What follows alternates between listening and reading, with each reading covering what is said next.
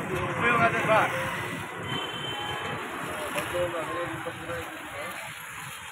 ಸ್ವಲ್ಪ ಟ್ರಾಫಿಕ್ ಕರ್ತವ್ಯ ನಿರ್ವಹಿಸ್ತಾ ಇದ್ದೀನಿ.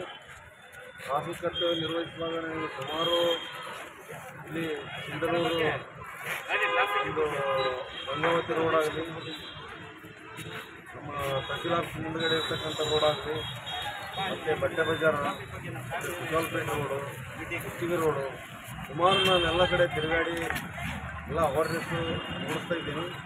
ಎಲ್ಲ ಆಟೋ ಬಂತು, ಟಾಟಾ ಏಸಿಗಳು ಬಂತು, ಮತ್ತು ಸೈಕಲ್ ಮೋಟ್ರ್ಗಳು ಬಂತು. ಕೆಲವೊಂದು ರೋಡಿಗೆ ಬಿಟ್ಟುಕಾಗಿ ಅವರು ರೋಡಿಗೆ ಬಿಟ್ಟು ಸಣ್ಣ ಹುಡುಗರು ಬಿಟ್ಟಂಗೆ ರೋಡಿಗೆ ಬಿಟ್ಟು ಹೋಗ್ತಾ ಇದ್ದಾರೆ. ಅದರ ಬಗ್ಗೆ ನಾನು ಸುಮಾರು 15 ದಿನದಿಂದ ಅದಕ್ಕೆ ಒತ್ತು ಕೊಟ್ಟು ಸೈಕಲ್ ಮೋಟ್ರ್ಗಳನ್ನ ನೀಟಾಗಿ ಒನ್ ಬೈ ಒನ್ ಪಾರ್ಕ್ ಮಾಡ್ತಾ ಇದ್ದೀನಿ. ಆದಾಗ್ಯೂ ಜನ ಬಂದು ಇದರಿಂದ ಸಣ್ಣ ಪುಟ್ಟ ಆಕ್ಸಿಡೆಂಟ್ಗಳು ಆಗ್ತವೆ.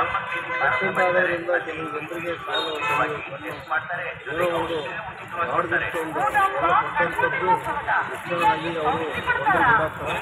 ಇದ್ರ ಬಗ್ಗೆ ಎಲ್ಲರೂ ದಯವಿಟ್ಟು ನಾನು ನಮ್ಮಲ್ಲಿ ಸಹಕಳಿಯಿಂದ ಬೇಡ್ಕೊಂತೀನಿ. ಏನಂತಂದರೆ ನೀವು ಜಾಗ ಇದ್ದಂಥದ್ದನ್ನು ಯೂಸ್ ಮಾಡಬೇಕು.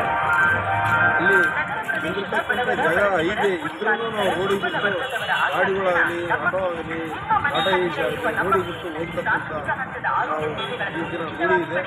ಈಗಿನ ಒಂದು ಬೆಳವಣಿಗೆಯಲ್ಲಿ ಜನಸಂಖ್ಯೆ ಜಾಸ್ತಿ ಇದೆ.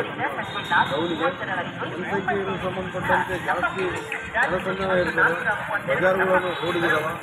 ಈ ಥರ ಇದ್ದಾಗ ನಾವು ಸ್ವಲ್ಪ ಮುತುವರ್ಜಿ ವಹಿಸಿ ಆದಷ್ಟು ನಾವು ಸೈಡ್ ಗಾಡಿಗಳನ್ನು ಬಿಟ್ಟಾಗ ಮಾತ್ರ ಆಕ್ಸಿಡೆಂಟ್ಗಳು ತಪ್ಪಕ್ಕೆ ಸಾಧ್ಯ ಆಗುತ್ತೆ.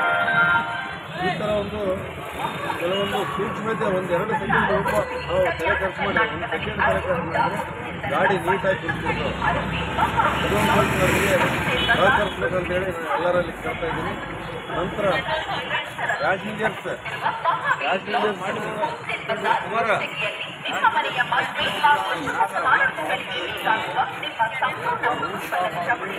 ಟಾಟಾ ಏಸಿಗೆ ಕರ್ಕೊಂಡು ಹೋಗೋಕ್ಕೆ ಅವಕಾಶನೇ ಇಲ್ಲ.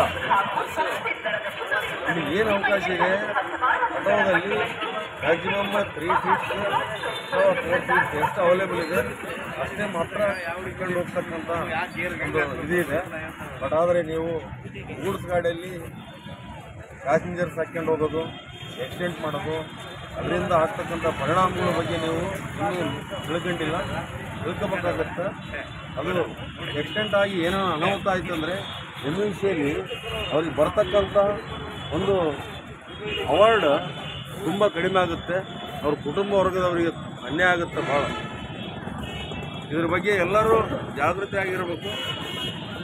ಸುಮಾರು ನೀವು ಬಸ್ಗಳಲ್ಲಿ ಆಗಲಿ, ನಿಮ್ಮದೇ ಆದಂಥ ವಾಹನವನ್ನು ಬಾಡಿ ಗಿಡಿ ಮಾಡ್ಕೊಂಡಾಗಲಿ ಹೋಗಬೇಕು ಅಂತ ಟಾಟಾ ಏಸಿ ಆಗಲಿ, ಬುಲೋರೋ ವಾಹನಗಳಾಗಲಿ, ಈ ಥರ ಮಾಡಿದರೆ ನಾವು ಖಂಡಿತವಾಗಿ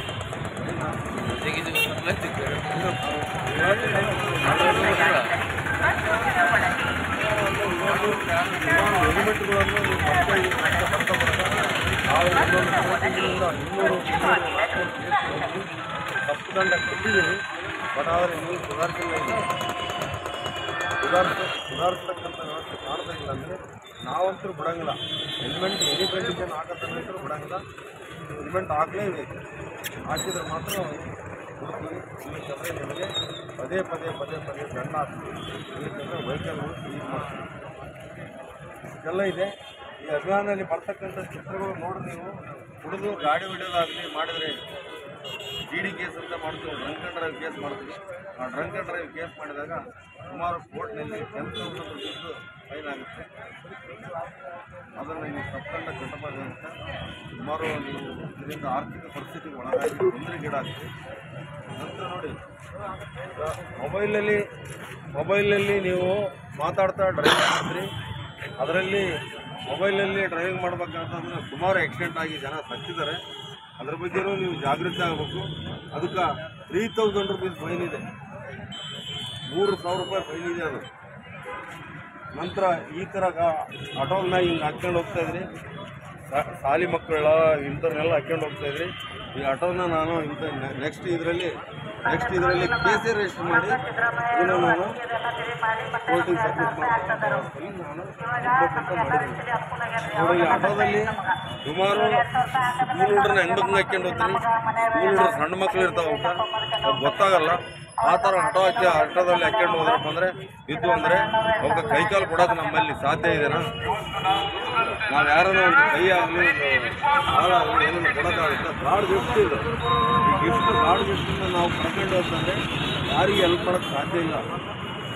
ನಾವು ರೊಕ್ಕ ಕೊಡ್ಬೋದು, ರೂಪಾಯಿ ಕೊಡ್ಬೋದು, ಏನೋ ಮಾಡ್ಬೋದು, ಬಟ್ ಆದರೆ ಗಾಡ್ ಗಿಫ್ಟ್ ಕಣ್ಣಾಗಲಿ ಕೈ ಆಗಲಿ ಇವೆಲ್ಲ ನೀವು ದಯವಿಟ್ಟು ವಿಚಾರ ಮಾಡಿಕೇಸಿ ನಿಮ್ಮ ಜೀವನದ ಬಗ್ಗೆ ಅತಿ ಕಾಳಜಿ ವಹಿಸ್ಕೊಂಡು ಒಂದು ಮುಂದೊಬ್ಬರಿ ಚೆನ್ನಾಗಿರ್ರಿ, ಒಳ್ಳೆ ಸಂಸ್ಕೃತಿಯಲ್ಲಿ ಇರ್ರಿ ಅಂತೇಳಿ ನಾನು ನಿಮ್ಮಲ್ಲಿ ಕಳಕಳಿಯಿಂದ ಬಿಡ್ತಾ ಇದ್ದೀನಿ.